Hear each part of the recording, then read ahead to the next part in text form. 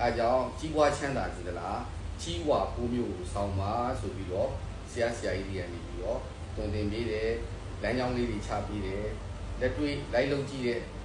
လူတွေအားလုံးကလည်းတနည်းမဟုတ်တနည်းနဲ့အဆင်ပြေလာတယ်ဘဝမှာတိုးတက်လာတယ်အောင်မြင်လာတယ်စီးပွားရေးတွေကောင်းလာတာကိုတွေ့ရတယ်ဒါကြောင့်ဒီတစ်ခါမှာတော့အစီအမံလေးကိုပြောခြင်းဖြစ်ပါတယ်ကြီးပွားခြင်းသလားကြီးကူးမြင့်လာပါအရန်လေးဒီကျမ်းမာချမ်းသာကြပါစေ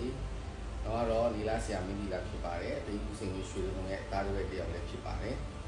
ခုနှစ်သားသမီးတွေကိုဝိဇာရဏီပညာနဲ့ကံကြမ္မာတွေကိုဟောကြားပေးနေတယ်လို့ဖြစ်ပါတယ်ဒီတစ်ခေါက်မှာတော့ထူးထူးခြားခြားလေးပြောချင်တာကတော့ကျင့်စဉ်တွေလည်းအများကြီးပြောပြီးသွားပြီနော်အဋိဌာန်ကိစ္စတွေလည်းအများကြီးပြောပြီးသွားပြီဒါပေမဲ့မိမိရဲ့အိမ်မှာကြီးပွားချမ်းသာအောင်အစီအရင်လေးတွေလုပ်လို့ရတယ်ဆိုတဲ့အပိုင်းတွေကိုဝေမျှပေးချင်တာပါအစီအရင်ပိုင်းကြီးပါပဲအစီအရင်ပိုင်းဆိုပေမဲ့အိမ်မှာဘုရားကျောင်းတော်မှာကိုးကွယ်တဲ့အခါမှာလူတွေကဘယ်လိုပုံစံမျိုးနဲ့ကိုးကွယ်လို့ရှိရင်စီးပွားရှာရတာလွယ်ကူတယ်အိမ်မှာလည်းအန်ဒီရဲ့ကင်းဘေးရှင်းတယ်အိမ်လူအိမ်သားတွေလည်းတုံးနဲ့လူချစ်ချစ်ခင်ခင်နေလို့ရကြတယ်တသနာမတက်ဘူးစီစီလုံးလုံးနဲ့စီးပွားတွေတိုးကြတယ်အောင်မြင်ကြတယ်ပေါ့နော်အဲ့လိုမျိုးလေးအတွက်ကိုတဲ့ဘယ်လိုမျိုးအစီရင်လေးတွေလုံးကောင်းမလဲဆရာကြီးတဲ့မေးကြတယ်ပေါ့နော်ဒါကြောင့်ရှစ်ခေတ်ဆရာကြီးတွေဆရာတော်ကြီးတွေကနေပြီးတော့ပြီးွားတဲ့ဤစနစ်လေးတစ်ခုကိုပြောချင်ပါတယ်အဲ့ဒါကတော့ကြီးပွားခြင်းသလားတဲ့ကြီးကူးမျိုးကိုဆောင်းရကြီးဝါကူးမျိုးကိုဆောင်းရအဲ့ကြီးကူးမျိုးကဘာလဲတဲ့ဆိုတော့ဘုရားကျောင်းတော်မှာနံပါတ်1ကြီးစင်းသူတော်နံပါတ်2ကတော့ကြီးရှင်သူလိယန္တာကြီးနံပါတ်3ကကြီးရှုဘဂုဒ္ဒယန္တာကြီးပြီးွားရင်ကြီးပန်းအိုကြီးစီကြီးမောင်းကြီးတောက်တော်ရေကွက်ကြီးတပိတ်နဲ့ကြီးလင်ပန်းဖြစ်တယ်အဲ့ဒါကအားလုံးတော့ကြီးကူးမျိုးပေါ့နော်အဲ့ကြီးကူးမျိုးလေးကိုစုံစုံလင်းလင်းနဲ့ကိုယ်တိုင်ဘုရားကျောင်းတော်မှာပူဇော်မယ်စီမီပိုင်းရည်ချမ်းတေချာပြင်ဆင်ပြီးတော့ကတ်လူပူဇော်မယ်ဆိုလို့ရှိရင်တဲ့ဘဝမှာထိုက်တဲ့လောက်အောင်မြင်မှုတွေရလာတယ်အခက်အခဲတွေအားလုံးအဆင်ပြေသွားကြ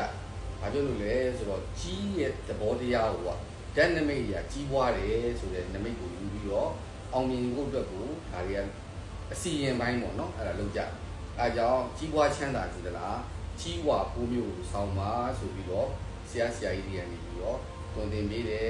လမ်းကြောင်းလေးတွေချပေးတယ်လက်တွေ့လိုက်လုံးကြည့်တဲ့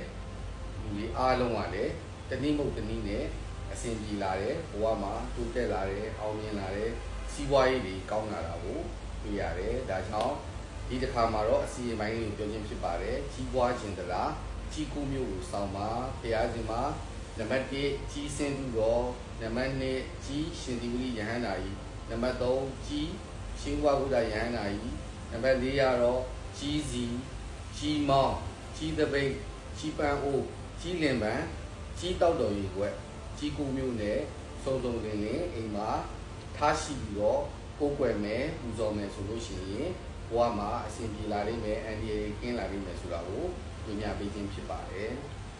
ဆရာရဲ့ VIP မမကူလေးဖွဲ့ထားပါတယ်အသေးစိတ်သိရှိလို့ရှင်လို့ရှိရင် Messenger မှာလာရောက်ပြီးတော့ message box မှာလာပြီးတော့စုံစမ်းမေးမြန်းလို့ရပါတယ်အားလုံးကိုပြတာပို့ပေးပါတယ်အရန်သိတိကျမ်းမာချမ်းသာကြပါစေ